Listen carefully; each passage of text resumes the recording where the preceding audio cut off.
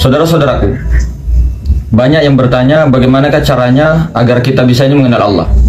Sedangkan kita ini berjalan dengan mata kita, maksudnya melihat dengan mata kita. Maka kenalilah dirimu dengan merenungkan dirimu. Niscaya engkau akan mengenali Tuhan yang tanpa huruf, yang tanpa suara itu, tanpa dalil-dalil, tanpa perantara, langsung saudara-saudara. Jadi di saat kita melakukan kholwat, ya, apa yang harus kita perhatikan? Maka yang harus diperhatikan itu adalah sifat hayatnya Allah, yaitu Nur Muhammad, Rasul, hingga benar-benar merasakan, tidak terlihat lagi, tidak terasa adanya diri, benar-benar meliputi diri kita luar dan dalam. Jika sudah tidak ada diri yang merasa lagi, ya dikala itu, maka saudara-saudara akan telah hanyut atau karam. Kemudian bagaimana caranya kita ini bisa mengingat kembali dulu kita ini pernah bersaksi, bersyahadat dalam ruh. Maka galilah rahasia alam dirimu sendiri, sehingga berjumpa dengan alam malakut, alam jabarut, akhirnya lahut ke hahut. Niscaya kita itu akan menemukan ingatan itu kembali. Bagaimana sehingga pada saat itu kita bertasbih alam lahut. Bagaimana diri kita itu bersaksi sebagaimana firman-Nya pada saat sana. Alastu birabbikum, bukankah aku Tuhanmu? Kemudian qalu bala syahidna. Semua menjawab bala syahidna. Betul, engkau Tuhan kami, kami bersaksi. Ini di dalam surah Al-A'raf ayat 172. Maka apakah yang akan didapatkan kalau kita bisa sampai di alam itu? Maka jawabannya adalah siapa yang sampai ke alam itu, maka dia akan mengambil ilmu Allah Subhanahu wa taala tanpa perantara. Jadi kemudian ilmu apakah itu yang didapatkan kira-kira? Itulah ilmu laduni, saudara. Itulah ilmu laduni yang tidak pernah dipelajari. Dengan memesrakan teruskan Nur Muhammad, memesrakan Nur Muhammad itu terus.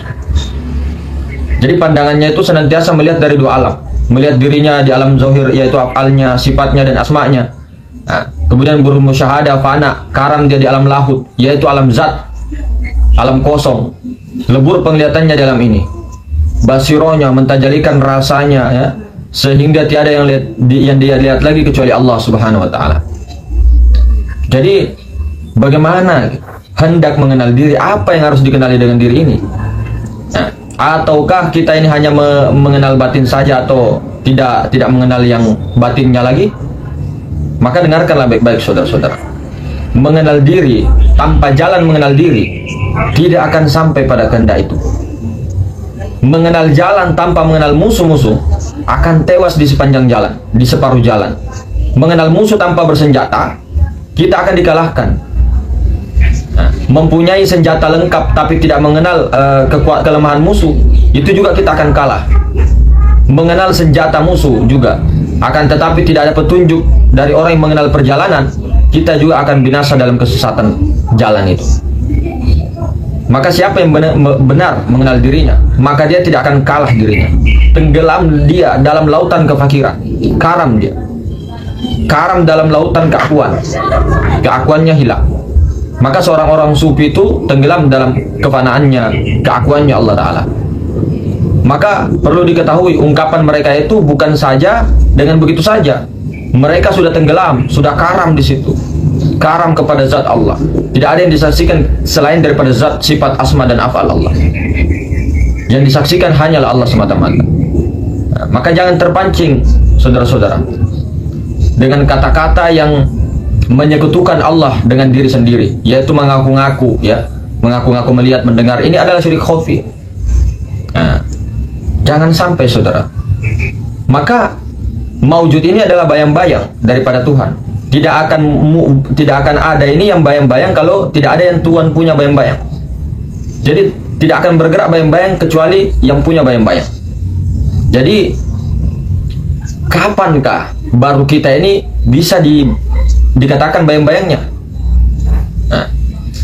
Kita itu akan menjadi bayang-bayang Allah setelah sudah sirna sifat-sifat kehambaan itu, sifat-sifat kemanusiaan. Maka yang tinggal pada saat itu adalah kosong, sirna sifat-sifat kemanusiaan. Dan diri kita lah kosong sekosong-kosongnya, sehingga Allah Ta'ala mengisi dengan sifat-sifat yang terpuji. Disitulah kita bertubuh Nur Muhammad, bertubuh Zohir Batin Ahmad, Zohir Muhammad, Batin Ahmad. Kemudian batinnya Ahmad adalah Allah. Jika sudah membedakan diri kita, ya, kemudian memfanakan sampai kepada puncak fana karam kepada zat, nah, maka itulah yang sebenarnya. Maka apa yang harus dilakukan? Ketika kita tidak bisa membedakan diri, apa yang harus dilakukan? Jika tidak sampai di puncak kekosongan itu, maka lakukan hal ini, saudara-saudara. Minimal-minimalnya, ya. Apabila kita memandang diri kita, memandang kewujudan diri kita, maka kita itu wajib untuk memahami bahwa kita itu ada pemiliknya, yaitu Allah Subhanahu wa Ta'ala. Kita tidak punya apa-apa. Jika kita sadar bahwa kita ini ada pemiliknya, maka sudah sepatutnya kita ini tidak mengatakan ini mataku, ini kakiku, ini tanganku, ini tubuhku, ini amalanku, ini ibadahku, dan lain-lain sebagainya. Dia goib dan kamu nyata. Dia hakikat dan kamu syariat. Dia adalah wujud dan kamu adalah bayang-bayang maujud daripada wujudnya. Nah, lihatlah dirimu. Pandanglah sifat-sifat yang ada pada dirimu. Lihatlah matamu, lihatlah telingamu, lihatlah mulutmu, lihatlah akal, otak, pikiranmu, lihatlah gerak dan diammu, lihatlah rasa hatimu. Semuanya tidak ada yang punyaan kita, tidak ada kepunyaanmu. Itu semua bukan kepunyaanmu, itu semua milik Allah. Disinilah dirasakan, fanakan di situ, nyatakan wujud daripada wujudnya Allah. Semoga kita tidak dibutahkan, saudara-saudara, sehingga tidak mengenal akan dirinya. Meskipun dia goib dan nyata dalam terang, lebih dekat dia daripada urat nadi leher dikiaskan dalam Al-Quran. Karena hanya dia yang ada, dia yang meliputi segala sesuatu. Kita ini hanya wujud maujud yang rupa-rupa ini, rupa-rupa alam semesta, rupa-rupa yang berbentuk-bentuk ini. Jadi ketika dihancurkan, zatnya kekal, akan tetapi sifatnya itu berubah-berubah. Nah, sama dengan es batu, kotak, bundar, ya, meja, kayu, sifatnya berubah. Tapi meja dengan apa, kursi, kayunya tetap, zatnya tetap. Sama dengan garam itu, garam ketika dihancurkan, zatnya tetap, sifatnya aja yang berubah-berubah. Nah, maka begitulah saudara-saudara. Disinilah orang yang dikatakan orang yang bertubuh syahadat. Sehingga orang yang bertubuh syahadat, dia itulah yang bernama Muhammad. Sehingga sudah bernama Muhammad, maka batinnya itulah yang bernama Ahmad. Sesudah bernama Ahmad, maka engkau itu goib dengan hu, baru maka dialah itu. Itulah akunya. Seperti apakah bunyinya wujud zat itu sebenarnya? Maka bunyi daripada zat itu, engkau dengarkan di dalam tubuh itu ada kedudukan berbunyi wujud zat itu. Itulah wujud itu yang berbunyi, yang rahasia. Nah, oleh karena itu, itulah bunyi yang kosong. Maka kosong itulah yang bermakna fana, hancur karam. Hanya dirinya lah yang ada, yang tahu, yang melihat, yang mendengar, semuanya lenyap di dalam yang kosong. Lenyap. Jadi sebenarnya diri kita ini siapa? Sebenarnya diri kita ini siapa? Kita itu tidak ada, yang ada hanya diri sebenarnya Allah. Kita itu tidak ada, yang ada hanya Allah. Insan itu adalah rahasiaku dan akulah rahasia. Semua terhimpun di dalam rahasianya insan, yaitu Nur Muhammad. Itulah insan. Sehingga kita ini fana ul fana, tiada daya dan upaya karam. Sehingga dikatakanlah insan itulah sirrullah. Hilangkan tubuh, jadikan nur. Hilangkan ruh, jadikanlah nur semuanya. Nur kepada nur. Jadi Nur Muhammad sallallahu alaihi wasallam. Dan yang menyaksikan nur itu sendiri adalah Allah Ta'ala, zat Allah Ta'ala sendiri. Maka itulah Nur Muhammad, itu yang disebut hayat. Itulah tubuhnya Allah. Itulah zohirnya Allah. Itulah wujudnya Allah. Dan itu juga adalah nama Allah, nama kesempurnaan Allah itu adalah Muhammad. Dia laisa kamitslihi syai'. Jangan dicari lagi, saudara-saudara. Itulah yang disebut sudah menjadi nyawa dan zohir kepada batang tubuh. Jangan kenang rupanya, bentuknya jangan. Jangan kenang lagi. Jadi rahasia-rahasia itu di dalam tubuh, termasuk napas itu, naik yang turun itu banyak sekali rahasianya. Maka ketika kita keluarkan napas itu berbunyi rahasia. Ketika engkau naikkan napas itu juga berbunyi wujud idofi. Nah itu banyak versinya, isinya napas itu naik turun itu. Tapi di sini kita jadikan tubuh adalah Muhammad, nafas adalah Rasul, dan yang menyaksikan adalah Allah Ta'ala sendiri. Maka disitulah saudara-saudara kuncinya kita bernama syahadat. Kemudian setelah itu baru bernama Muhammad. Setelah itu bernama daripada nuktah. Nah, setelah nuktah hancur sekosong-kosongnya. Itulah akunya Allah. Maka ini harus dimesrakan. Apa sih kata mesra? Masih banyak yang bingung dengan kata mesra. Mesra itu sadar. Kesadaran itu dimesrakan. Misal begini, kita itu kemana-mana pakai baju, tapi kita itu lupa bahwa kita ini pakai baju. Mesrakan, rasakan coba kesadarannya bahwa kita ini pakai baju. Nah itu disebut mesra. Sadarkan bahwa tubuh ini adalah Muhammad, nyawa ini adalah Rasul atau Ahmad, dan yang menyaksikan keduanya adalah Allah Ta'ala. Jadi seperti itu. Perlu dipahami, tapi perlu dipahami hamba tetaplah hamba meskipun naik, meskipun tarki kepada wilayah Tuhan, dan Tuhan tetaplah Tuhan meskipun tanazzul turun kepada makom hamba. Karena garam tetap garam, laut tetap laut. Tapi garam ini tiada lain daripada laut. Apanya yang berbeda? Bentuknya saudara-saudara. Alam semesta, langit, bumi, hewan, tumbuhan itu bukan Allah. Itulah yang dinamakan Adam. Ini yang berupa, yang berbentuk, yang berwarna itu Adam itu. Tapi zatnya yang menyelimuti seluruh alam semesta dan seluruh batang tubuh ini, itulah yang kekal. Jadi zatnya itu kekal.